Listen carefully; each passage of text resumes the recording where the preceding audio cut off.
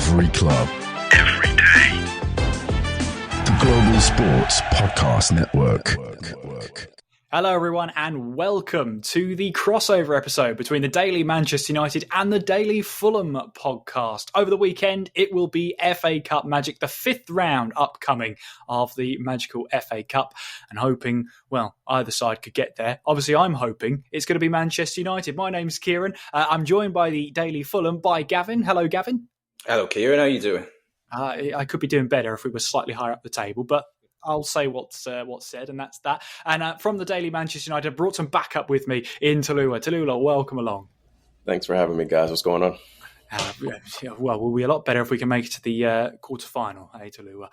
Right, so the crossover then, how we're going to structure it is Daily Manchester United will be on the attack against the Daily Fulham, which, we're punching up, so it's perfectly acceptable.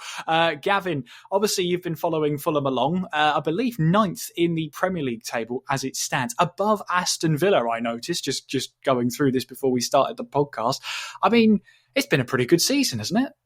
It has been, and I think one of the buzzwords maybe used in recent times, used for a lot of clubs, given the fact that it is so congested in the table, is consistency. And maybe that's one of the words you can associate with Fulham, maybe the lack of consistency. But it was another good win away from home against Wolves last time around, and their away form has been really impressive. So hopefully they can take that into the game on the weekend at Old Trafford. But I think expectations maybe at the start of the season was to finish maybe around mid-table and first and foremost ensure their survival. I think they've got a great manager in Marco Silva, and they're pretty secure in their standing in the league. You're not so worried about them at the start of the season, but then it's always exciting, I guess, at this stage to have something to play for towards the end of the season, and they'll have their eyes set on European football, but so will money clubs in the league. Absolutely. Taluwa, I'll let you have the next question. Absolutely. Thanks for speaking, Gavin. I wanted to ask, currently in America, I know you guys are in England. Fulham has 2 Nigerian players of note. I'm Nigerian as well, Calvin Bassey and Alex Iwobi. I just wanted to know what you guys feel as a Fulham fan. What do you guys feel about these players and in their positions and how they kind of make your team a little bit better? I know right now, Fulham individually have so much talent. I'm really liking the individual pieces. Anthony Robinson being a great left back. Muniz is playing really well up top. But I want to know what you feel about my Niger boys. Yeah, well, I think first and foremost, they are both nailed on starters. We saw a bit of rotation in the game in midweek against Wolves. Maybe he was mindful of the weekend's game. That's why he opted to rest both Iwobi and Calvin Bassey. And they've been really good performers for Fulham this season. Initially with Calvin Bassey, when he came into the fold last season, he found things a little bit difficult because he was playing slightly out of position. We know he likes to play on the left side of the fence, but he kind of had to fill a hole on the right side of the fence, made a couple of errors in the game. So it was a bit of a slow start to his Fulham career, but since Tim Ream departed for America, he's made that position his own, and he's been very solid this season. I think the signing of Joachim Andersen probably raised a lot of eyebrows at the start of the season, and he was seen as the number one defender, but I think Calvin Bassey has been the more consistent performer on a regular basis.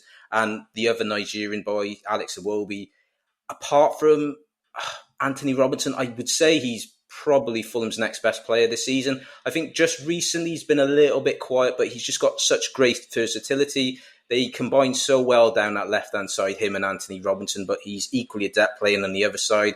We've seen him sometimes in certain games this season drop back in midfield. He can play behind the striker. So he's a manager's dream in the fact that he can fulfill so many roles. And of course, the last time Fulham was successful against Manchester United, he popped up with a winner in the last minute. So maybe we might see something similar on the weekend. Bittersweet. I hope not. We try not to let that happen. I want to ask about Raul Jiménez because, of course, he's been a wonderful story over the last couple of years, not only for himself, but also for this sort of reincarnation. Obviously, he had that horrific head injury when he was playing for Wolves. When he came back, it wasn't quite clicking for him, but he seems to have made his own at Fulham with 9 goals in the Premier League so far this season. Yeah, 100%. I think with that head injury he sustained against Arsenal, I think he went his next 28 or 29 games without a goal. And then sometimes you just need to move away, don't you, to just rekindle that sort of form you had, that feeling you had when he was at Wolves under Nuno in the first place. And there was some doubt about his signing to begin with because he came in as Mitrovic's replacement. And Mitrovic was a talismanic figure for so many seasons for Fulham, going to Saudi Arabia and people seeing Jiménez, maybe the final bit of his journey at Wolves and thinking, what we doing here? But this season, he's been a man reborn. He scored 9 goals in the Premier League. I think he scored a couple in the Cup as well. So he's been really impressive at 33 years of age. There's no signs of him stopping. And I think what's good for Fulham is they have competition in places. So he can't rest on his laurels because he's got Muniz champing at the bit, wanting to come in the team. We saw Muniz scoring midweek. So I just feel like the fact that he has got someone breathing down his neck, he knows now that he can't be 5, 6 out of 10 every week. Otherwise, he's gonna be on the bench before you know it. Gavin, we know, obviously the last time these two teams met, United just barely edged it. Obviously a bit of a dull affair. I know Fulham fans would want that one back if they had the chance. But going into this FA Cup fixture, do you think that Fulham are going to come out and attack United? Obviously, as a United fan, I want us to come out and attack as well. Do you think Fulham are going to come and attack, or do you think they're going to try and set up a mid-block type of thing and frustrate Manchester United? No, I certainly feel like Fulham will attack. Well, at least I hope so anyway. I've just been a little bit disappointed in some of their recent games against Manchester United because it's not the greatest Manchester United team, and they've just, especially the last game at home, it was very lackluster. As you said, very dull game, and there wasn't many chances in the game. I don't know if you're into XG, but I believe it was like maybe the lowest on record in terms of combined XG for both teams. So that tells you all you need to know about that. But Fulham fare better away from home, to be honest. They won the last 3 in the league, went to Newcastle recently, tough place to go, and won. And they've enjoyed success against other teams doing well in the league away from home, the likes of Nottingham Forest, Liverpool, as I said, Newcastle, Chelsea as well. They won there for the first time in a long time. So I feel like Fulham will go there, hopefully with that belief, and play on the front foot and cause problems to Manchester United because so many teams we have seen recently have been able to do that. So, I don't think there's any reason for Fulham to fear Manchester United. And they certainly have the players, I feel, that can take it to them and get a positive result if they just believe in themselves. Yeah, and believing in yourself is one thing as well. 42 points so far after 27 games. I mean, Manchester City are only 5 points up the road in that top 4. I mean, Gavin, what's the sort of expectation, or maybe not so much expectation, but what's the belief? How far do you think Fulham can go towards the end of the season, the last 11? Yeah, it's tough because their performances against the so-called better sides has been a lot better than the results against the low half teams. That's why I think it was so crucial for them to get that result in midweek against Wolves, because they drew with Southampton, they've drawn twice with Ipswich, lost to Wolves earlier on in the season, and lost to West Ham, lost to Manchester United twice.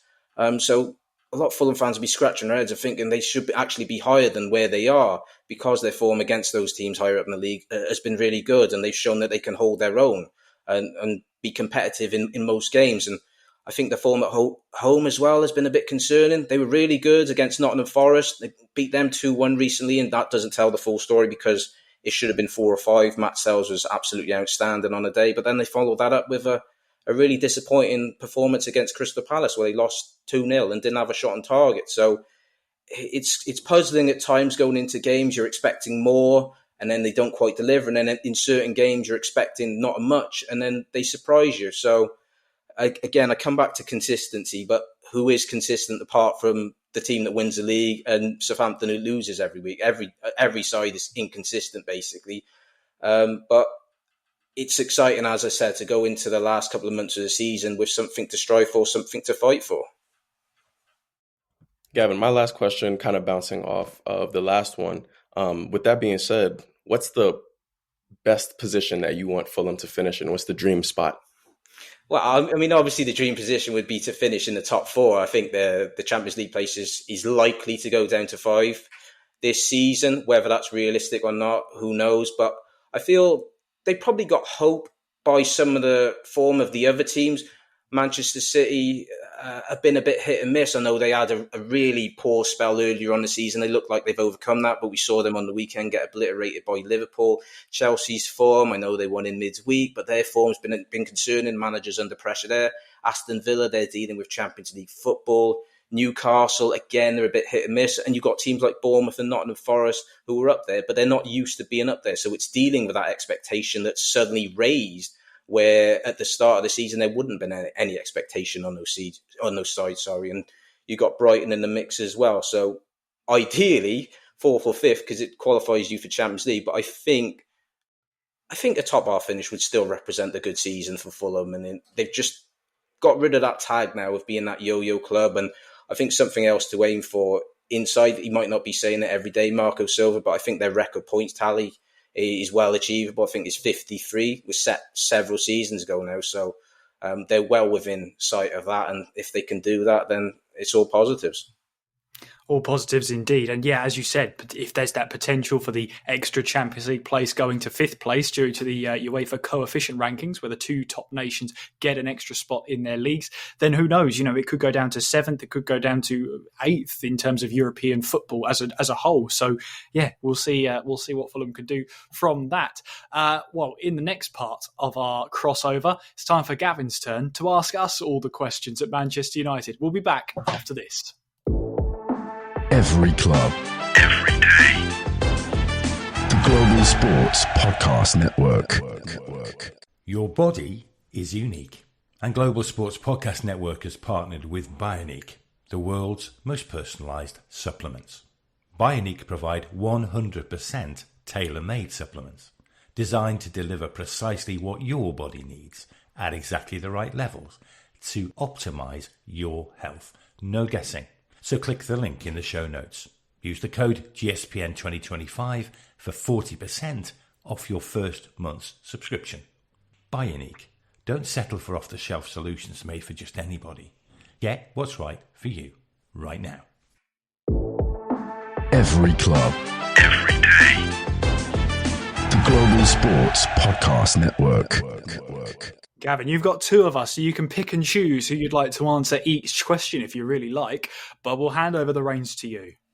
Well, I guess I can ask both of you guys these questions. But the first one's going to be about the gaffer, Ruben Amrim. Erik ten Hag, it didn't seem a week went by where he wasn't under pressure as the United gaffer, and that's despite bringing them 2 trophies in the last couple of seasons. And that's the expectations, and that's kind of what you get judged on as Manchester United manager, not just being able to win trophies, but competing for league titles. And they've been a long way short. Ruben Amrim's come in, and it's been difficult. It's probably been more difficult than he would have expected. So what do you guys feel about Amrim? Are you a fan? Can you see what he's trying to do and implement his ideas, get them across? And do you think in time that will prove to be a good appointment? I'll let you go first, Taluwa. Cool. Personally, I like Ruben Amrim. I also like Erik ten Hag. I'm very big on giving managers time. There's no real reason why we shouldn't. I don't think we've ever been a club that's been sort of like a Chelsea under Abramovich, where it was a really short leash. If you didn't win the Premier League or if you didn't win a European competition, then your job is pretty much gone. I feel like we've always been built upon, time and letting things build up, and our youth system and all of these things that take time, and it's a process. But obviously, like you said, we've just fallen so short of where we used to be. So nowadays, everything is so much more quicker. I like his ideas. I like his tactics. But the truth is, these players don't fit the mold. They don't fit what he's trying to do. At least some of them. I think there's a few fair of them that, I've seen a good amount of tenacity and work rate. And I feel like that's what a lot of the Old Trafford supporters want to see. It's just work rate, is a valiant effort every single time the boys play. My only concern with Amrim is his inflexibility to change his tactics. I understand that he's very set on the 3-4-3, but when we're seeing a team like Manchester United that struggles with finishing out games strong, struggles with starting games quick, struggles with even outrunning their opponents, I think Manchester United is in the bottom 5 for distance covered in the Premier League, which is poor. You would expect a team like United to work hard every single time. I just think that in order for us to have short-term success, and success is I'm saying success very loosely. Success is just honestly staying in the Premier League and hopefully getting a top half finish. I feel as if there are some times where he needs to just help the players more a little bit. I know the players don't help themselves, but I feel like his system could lend to a certain fair few of them. I know a lot of players are playing out of position to try and help the team, but in the long run, it's not really going to be successful until he gets the players that he wants. I mean, yeah, that's a good answer. I mean, what I would add to that is that it may not be an inflexibility. It's that stubbornness from a manager to stick with the system. But to be honest, he said in a previous interview that if he now goes back to a 4 at the back, what's he proved? What's going to happen? We might get the same results, we might not. But I think he's been talking about starting fast in games. You know, we saw against Everton. Everton were the better team. They should have been 3 or 4 up by half time. The Ipswich game has happened, and I haven't seen it, so don't spoil it for me. But you know, we we just had a light lit under us in the second half. We played so much better, and we started to see glimpses of that system working. Now, this league has been so up and down for all teams, except if you're Liverpool. We've only lost once this season. But it's been so all over the place for teams. Teams have been dropping points everywhere. You know, to teams, up above, you've already mentioned, Gavin, about Manchester City dropping a load of points at the start of the season. You've had Chelsea, they've been rough and tumbled. You have Newcastle, who are now rising up the table once again. Bournemouth, who have been there, they're in a bit of a choppy form at the moment, but they're still up there in the top half. This should have been a season where if we had put together some performances, we would be up in the top half easily.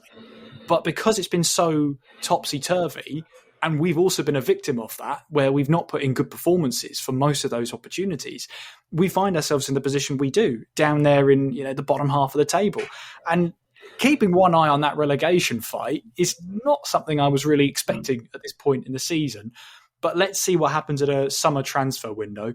We want more investment, but with the current club situation where they're looking to lay off another 200 staff potentially by the coming summer, it's all a little bit up in the air at the moment. I'm a little less confident when I was about a week ago.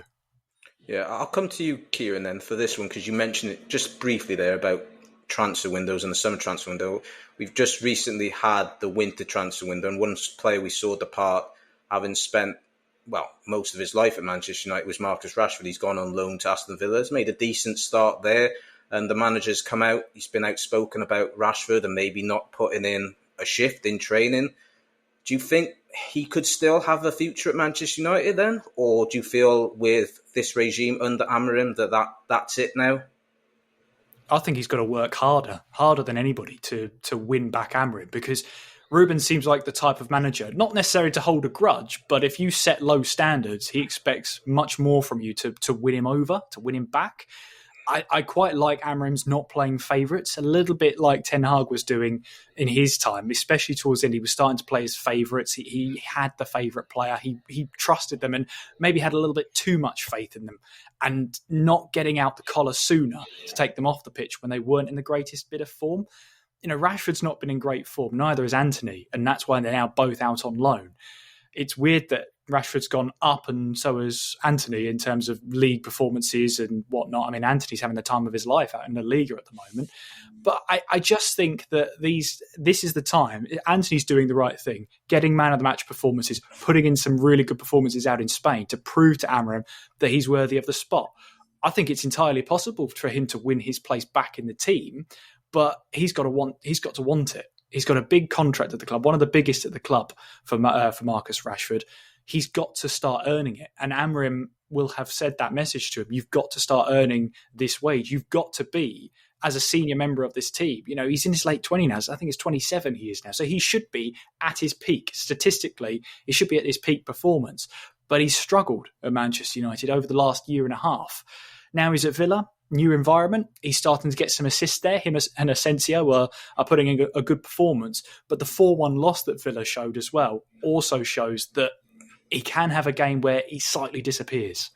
And Taluwa, I just want to pick up on something, a player that Kieran actually mentioned there, which was Antony, and he's gone to Betis and he seems revitalised, suddenly discovered how to score, and he cost a lot of money for Manchester United, and you probably talked about pound for pound one of the worst signings in Premier League history, but it seems to be a familiar pattern, doesn't it, with players that go to Manchester United with big reputations. They've done well elsewhere and they go to United and almost seems career suicide. Why do you think that is the case, and why players go to Old Trafford and then they just they hit the buffers? The career almost goes downhill from that point on. I think the pressure is just monumental at Manchester United. Anytime a player comes to United, I feel like even regardless of the price tag, the pressure is just every single game. You're expected to win. You're expected to dominate. You're expected to hold more of the ball. You're expected to basically just shut your opponent out. And we've seen this season, clearly United can't do that. United can't even help themselves in most of these games. They make so many errors.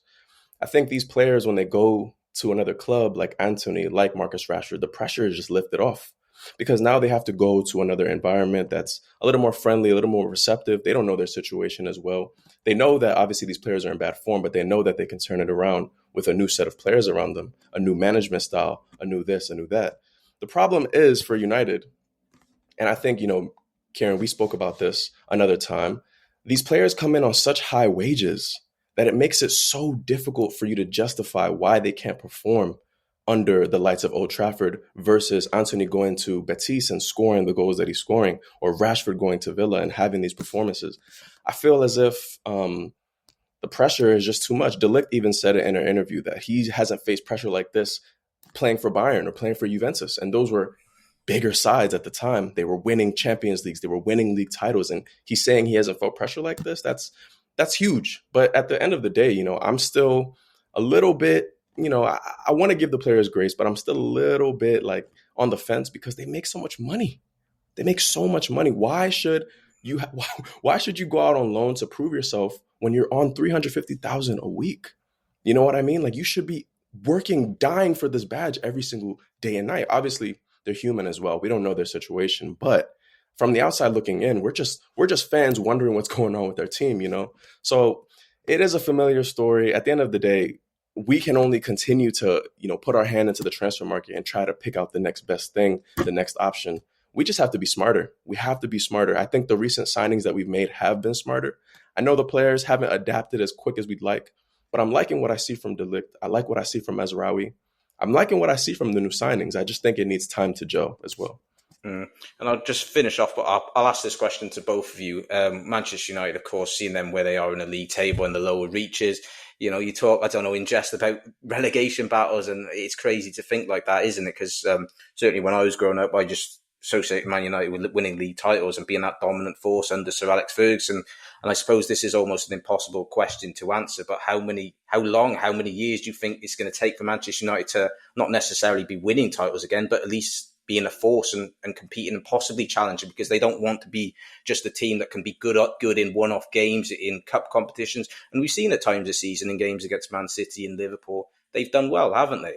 But in the rest of the games, it's been a different story. So I guess how far away are they from piecing it all together and being back up there where their fans feel they should be, and that's on top of the perch in terms of England. It's been 11 years so far, and we're still going. We're still counting. I won't say it's been really tough. As football fans, we probably had it the easiest for any fans throughout the last 20, 30 years. We can say it's been comparatively easy-ish to be a Manchester United fan. Oh no, we missed out on Europe. Oh no, what a terrible shame. Clubs have had it a lot worse. But when, for Taluwa and I, we've been United fans, from very early days, and we're talking at least for 20 years. We've not had this sort of experience before where we're sort of one eye on the relegation table. It's not going well. The club is in a bit of a financial crisis at the moment. We've had a recent club statement saying that they've made a financial loss consecutive 5 years in a row, which is not great. The next thing I'm hearing, I don't want to hear, is a 5-year plan, because that's almost like a death sentence for any football club. We've heard that before in the footballing world. And it's a worrying time, because normally with Manchester United, the name alone should attract so much money to the club, so much sponsorship, so many fans coming to Old Trafford. And in fairness, we're still selling out Old Trafford. Even though we're still in the bottom half of the table, Old Trafford's being sold out week in, week out. And I just feel like, how are we in this trouble? Well, the transfer markets we've had, the transfer windows we've had have been ineffective. The wages we're paying are ineffective. There's been so many players that have come through the doors and have had these wages, and it's been good enough for Europa League, and it's been good enough to just about get a couple of runner-up trophies every single year. And it's not even runner-up trophies. I don't know why I'm claiming that. But still, the thing is, we have had success over the past 11 years. We've had 5 or 6 trophies down the line. FA Cup, Europa League, League Cup. It's all adding up. But now to sort of face off in the bottom half of the table in these unfamiliar territory, and the performances are still not improving as much as we'd like, and we didn't really have a new manager bounce. It's a worry, but how long it will take? For how long's a piece of string? And I'm afraid that's the best answer I've got. Yeah, I mean, who knows? I mean, we like it's been so long since we've really tasted the true success of the Premier League title. I know obviously the pinnacle is the Champions League, but I think every United fan can say that they want a Premier League title again. And looking at the current state of affairs with our team, our current roster, our current manager, just the current state of affairs in every sense of the imagination, with on the field things and off the pitch, I mean, it could take another 10 years, realistically. I mean, it really depends all on our next 2 or 3 transfer windows. I know we say that every couple of years. Oh, the next 2 or 3. But the truth of the matter is it really does depend on the next 2 or 3, because the next 2 or 3 are not just about bringing players in. It's about really finally getting rid of those players that just have held us back for so long.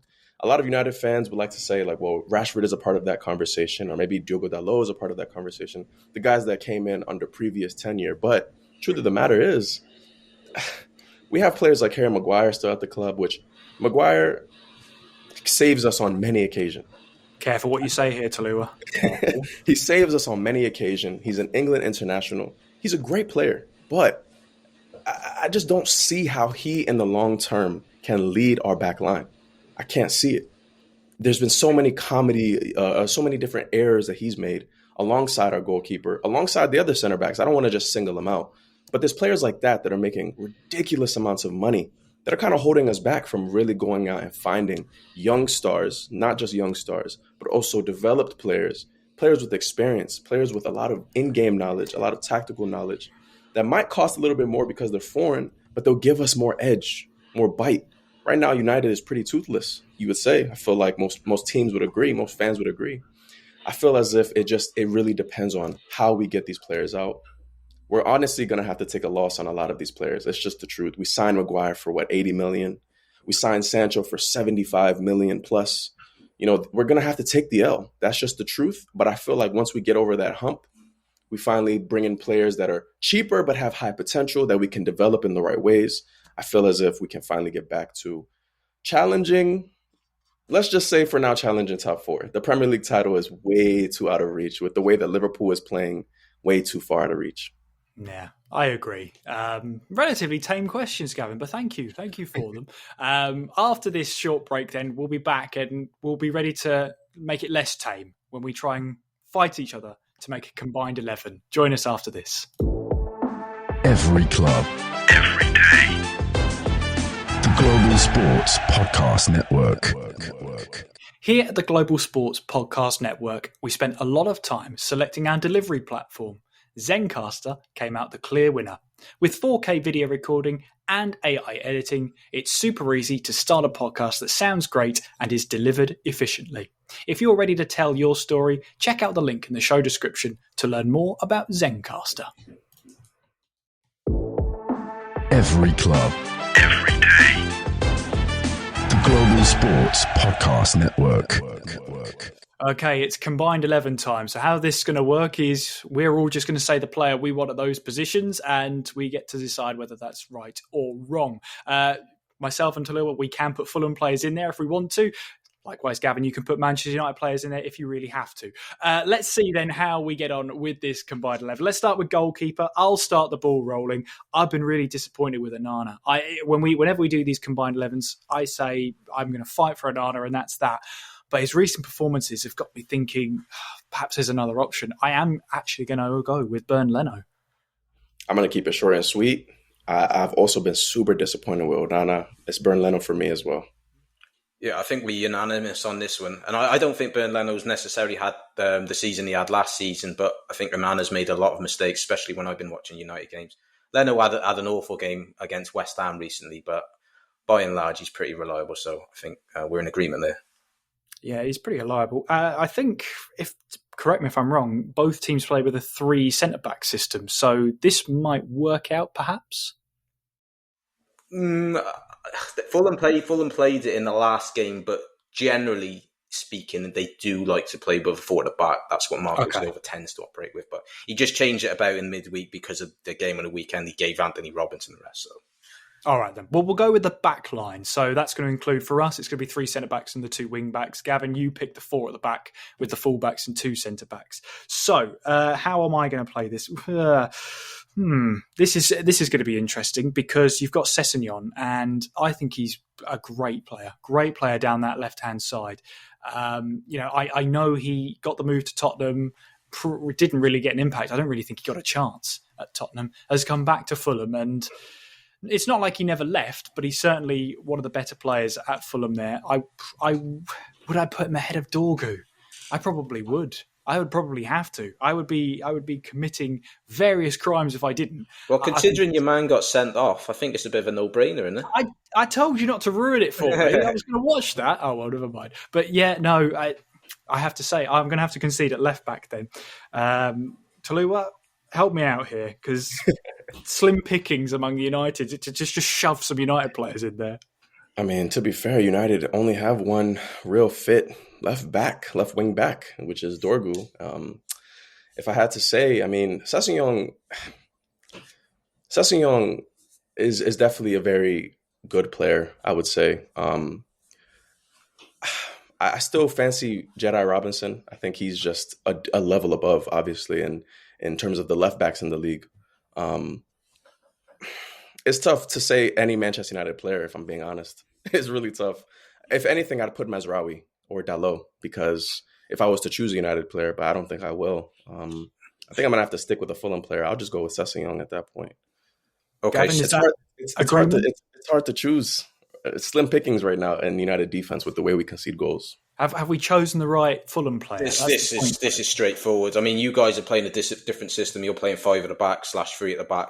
I'm playing 4 at the back, and it's a no-brainer. It's Anthony Robinson. For me, he's been the best left back across the Premier League this season. Most assists by defender. I think only Mo Salah has got more assists across the league than him. And we talk about consistency. He is that consistent performer week in, week out. Just got such a great engine. Doesn't get tired. Just keeps bombing down that left side, as I said, combining with Iwobi. He's been so successful this season. And yeah, I think he would get in pretty much every Premier League side. So yeah, he definitely gets in the combined 11 here. Yeah, that's fair enough. Yeah, fair enough. We'll concede at left back. The centre backs then. I'm probably right. I'll ask you, Gavin, because maybe the game against Wolves wasn't the greatest showing for Fulham in terms of at the back. But how would you? Which centre backs would you pick? Ooh. Are we basing this off of form or their overall standing in the game? Because I would have said if we were doing it on standing in the game, Onana would have made it. But form for me has kept him out. Because if we were doing it on standing in the game, I would go with Joachim Andersen as one of the centre halves. But I think on form, as I touched upon earlier, I think Calvin Bassey has been better than him. I think even Issa Diop, when he's played, has been better than Joachim Andersen. So I can't put Joachim Andersen in there. So I think one of the centre backs, just for sheer consistency, just the fact that he has played in every game for Fulham this season, is Calvin Bassey. So he would be one of my centre backs. I think I'd be inclined to agree. I mean, you mentioned about Issa Diop as well. I think he's a talented footballer, a very powerful defender as well, very tough to actually get past on his day. And I think he's not normally played as a centre-back, but because the right wing-back has been a struggle for us recently as well, I might have to put in Mazraoui. I think he's been United's best defender since he signed for us. He's been an absolute revelation for 15 million euros. Yes, we got the price tag in again. For 15 million euros, he has been fantastic for us. He's struggled going forward when he's played as that right wing back role. He's had a couple of wobbly games at the centre back, but when he's on form, on his day, he's a brilliant player. He can defensively read the game so well, able to put the tackle in as and when. And I think out of the centre backs we have, he would probably make it. And then I've always been a fan of De Ligt, but he's been struggling as well. Maguire, powerful in the air. Yor, I don't think's made too much of an impact. I think he's still young. He's still learning the trade. So I would probably have to put in my back three, it's probably going to be Calvin Bassey, Diop, and Mazraoui, which is something I didn't think I was going to say, Taluwa. That I kind of like that back three. I feel like that's a really solid back three. My back three is just a little bit different. I still retain Calvin Bassey because I think he brings not only physical prowess, but he's so quick and he reads the game pretty well for a defender like himself. I watch him for Nigeria a lot, and he plays in a similar role for Nigeria, and he's just so secure. I would also say, as my other two center backs, I really like De Ligt. I know it might be an odd one. I feel like De Ligt has so much room for not growth, but he just needs to, adapt to the Premier League a little bit quicker. I feel as though the past few games he has struggled only because maybe the system isn't one that he's played him particularly a lot. I know that at Juventus, they like to play that three at the back, but the way that United play that three at the back versus Juventus, I believe it was Allegri's three at the back, was totally different. So I feel as if De Ligt definitely makes it for me. Maguire doesn't make it. I've had too many grabs with Maguire. I can't put him in my combined 11. I think the other center back to round it off would probably be Mazraoui on current form. I'm really liking the way that he plays. He's really, really, really solid out of position, which is so shocking to me. Normally he's a fullback, as we know, but to go in and play as a right-sided center back, to go up against some of the best players on that left-hand side in the league, and to come out on top pretty consistently, he's in that back three for me as well.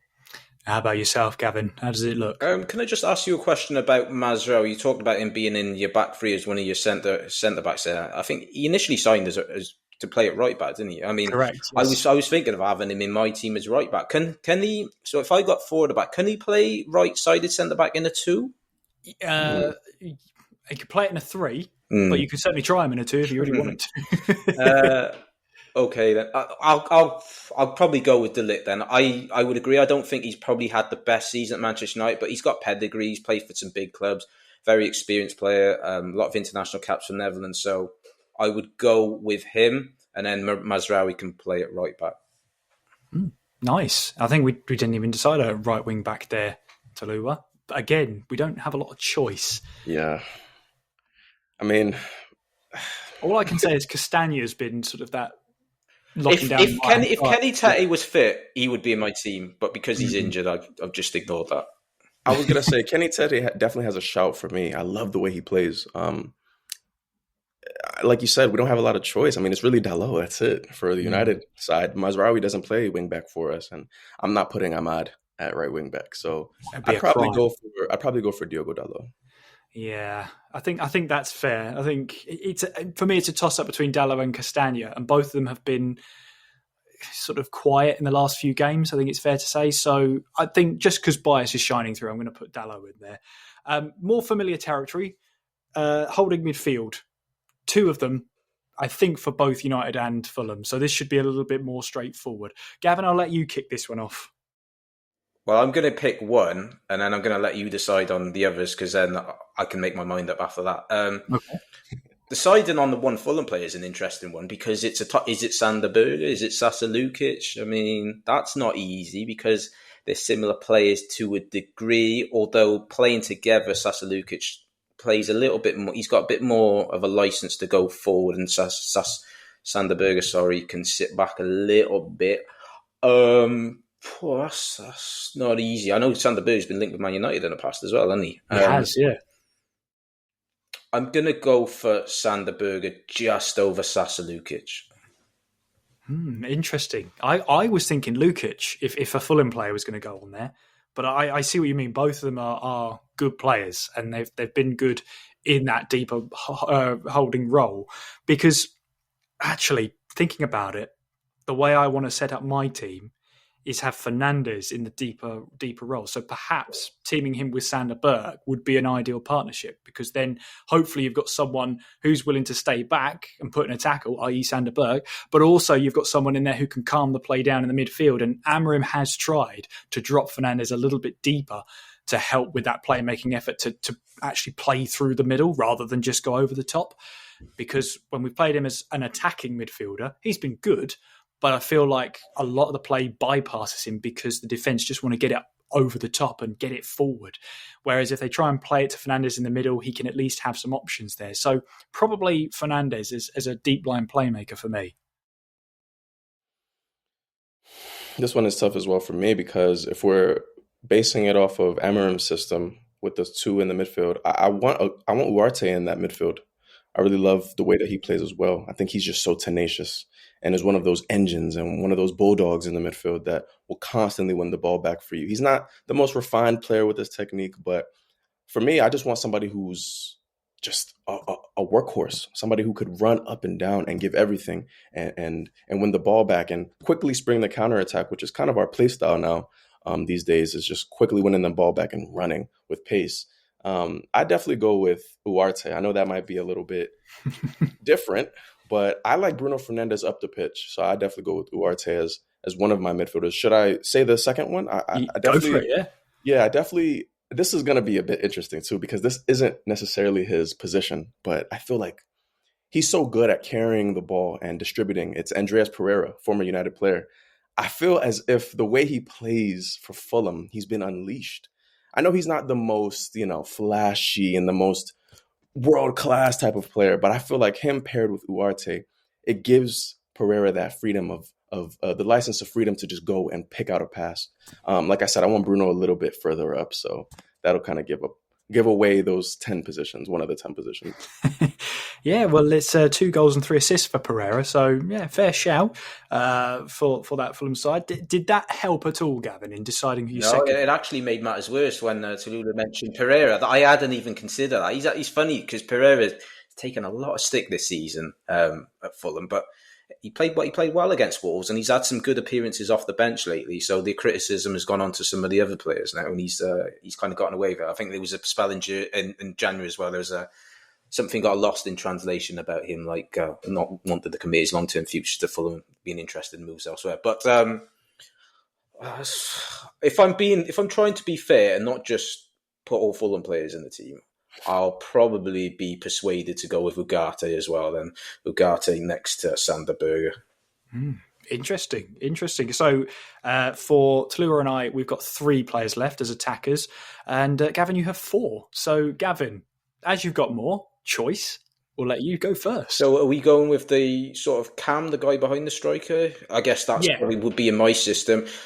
That's an easy one. It's Bruno Fernandes, as much as I might not necessarily like him, and as much as a lot of people might not necessarily like him.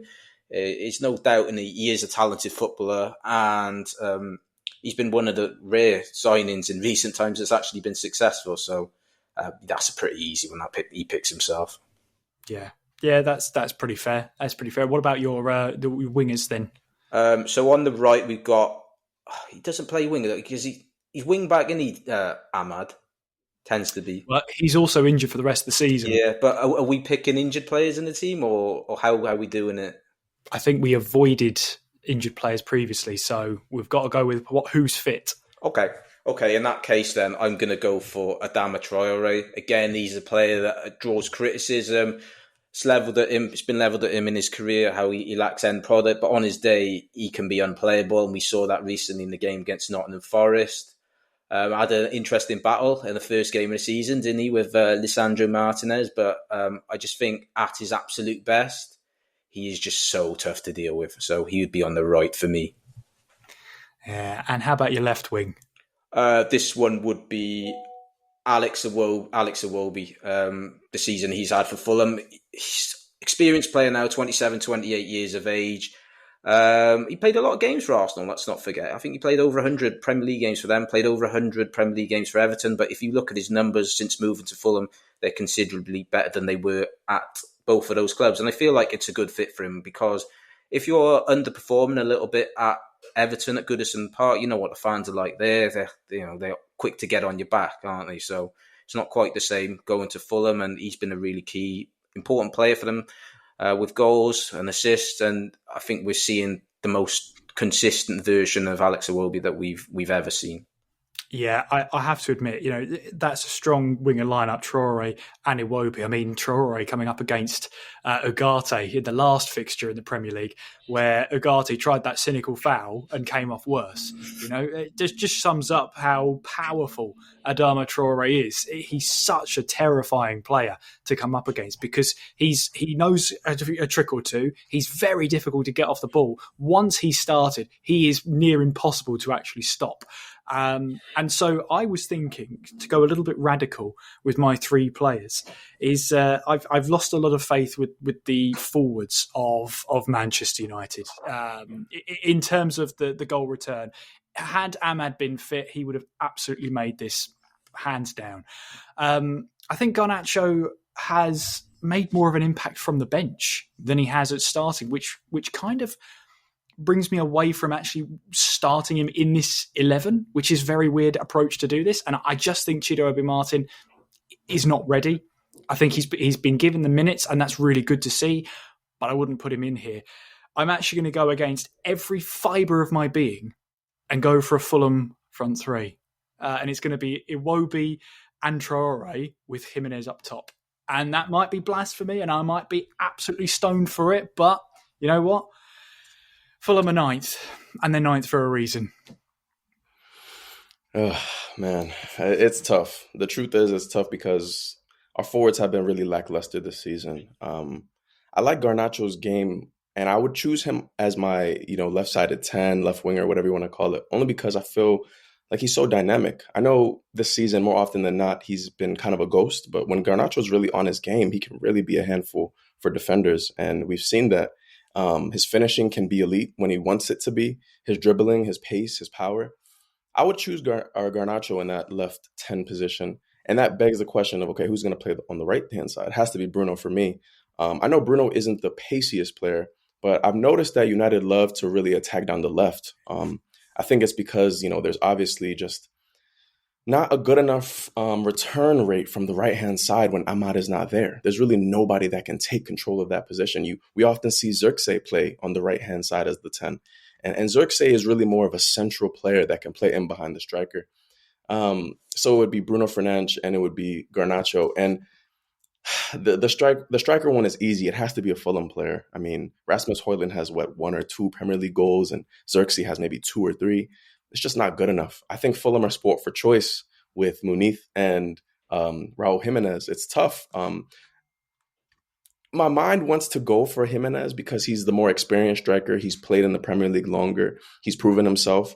But Muniz is just so dangerous. I mean, he's so dangerous. You cannot leave that guy alone. If you don't tight mark him, he's going to break your defender. And we saw in the most recent game the beautiful chip. I mean, his finishing is really otherworldly as well. So my front three would be Garnacho, Bruno, and Muniz. So trying to take a little bit of faith back there to Manchester United. Gavin, you've got the final say of who starts up top. Yeah, it has to be a Fulham player. I mean, when Zirkzee came off the bench to score that goal, that winning goal against Fulham on the opening day of the season, I'm sure a lot of Man United fans would have been hoping that's the sign of things to come. And I thought the same as well. But he hasn't scored the goals. Rasmus Højlund, obviously last season, being brought in for a lot of money, and it took him a long time to score his first goal. Went on a streak after that, and then his goals have dried up again now, haven't they? And I agree with Taluwa. I think it's Fulham are in an interesting situation because you haven't got one striker there that's head and shoulders above the other one. You could play one week and the other the next week. And I'm going to lean towards, despite the fact that Jiménez has scored more goals this season and has played more games, I'm going to go with Rodrigo Muniz because of what his all-round game offers. And it wasn't just the goal which he took exquisitely well against Wolves. It was his all-round play and his when he's back to the goal, backing into defenders, the strength he can show, his hold at play, being able to link other players into the game. I think what's important, what probably gets missed is the goals he scores. He's often coming on sometimes from the bench and he's scoring the winning goal. He's not scoring the third or fourth goal when Fulham have won the game. He came off the bench at Chelsea, scored the winning goal. He came off the bench at Newcastle, scored the winning goal. He scored the winning goal against Wolves. These are all important goals to give Fulham the 3 points. So, come off the hour, come off the man sort of thing. And he had that purple patch, didn't he, around January, February, March time last year, which was out of the blue because he had been up at Fulham for a number of seasons, but had never shown any indication that he had that in him. And there's reasons for that because he had Mitrovic in front of him. And, Fulham, Marco Silva's not going to play two strikers. So he shipped him out on loan to Middlesbrough and he struggled to get games there. So you were kind of wondering at that time, what does the future hold for Rodrigo Muniz? Is he someone that's surplus to requirements? But he found that scoring streak. And this season, I think there's a statistic that Fulham have scored. It might be either them or Bournemouth that have scored more goals coming off the bench. And he's been a big part of that. And I'm going to go for the younger man who gets it over Raul Jiménez. Well, there you go. That is our combined 11. It's not a lot of United players from me, but then again, there might be a reason why. But thank you so much for listening along to this crossover episode of the Daily Manchester United and the Daily Fulham. Of course, if you're listening on the Manchester United podcast, make sure you do check out the Fulham side. Gavin, what's the socials for Fulham? That's a good question. We are on Twitter. Let me just quickly check. You've caught me off guard there a little bit, so I do have to check. So it is GSPN Fulham on Twitter. I think it's GSPN Daily Fulham on Instagram. And if you search for GSPN Fulham on TikTok, you'll find it there as well. And of course, on the Manchester United fan, it's GSPN Man United. We're on Twitter and X. We're on Instagram. We're on Facebook. And we're even on TikTok as well. But you can catch both the Daily Fulham and the Daily Manchester United on YouTube as well. Find your playlist and you can watch the episodes from there. You can see our lovely faces. What a terrifying prospect for you. Gavin, thank you so much for coming on and being such a good sport. Thank you for all the questions as well. Thank you for taking it easy on us. We needed an easy run. Well, yeah. I mean, it's actually nice after seeing the years of dominance that Manchester United fans are getting to experience what 99% of the rest of the country and the rest of the world feel. So it's probably not going to last for long. You'll be back on your perch before long. So I know you've had a lot of suffering this season, so I thought it'd just be a bit easy on you guys tonight. Enjoy it while you can, Gavin. I will say that. Taluwa, thank you so much as well for being the backup as well. As always. And thank you as well for listening along or watching along wherever you have been consuming this podcast. It's been great fun. Hopefully, it's the quarterfinal for Manchester United, and hopefully for the Fulham side, it's not the quarterfinal for you, but I might be a bit biased in that. In the meantime, though, thank you so much for listening. Enjoy the weekend. Let's have a good FA Cup run, and we'll talk to you on Monday. Take care. Every club, every day. The Global Sports Podcast Network.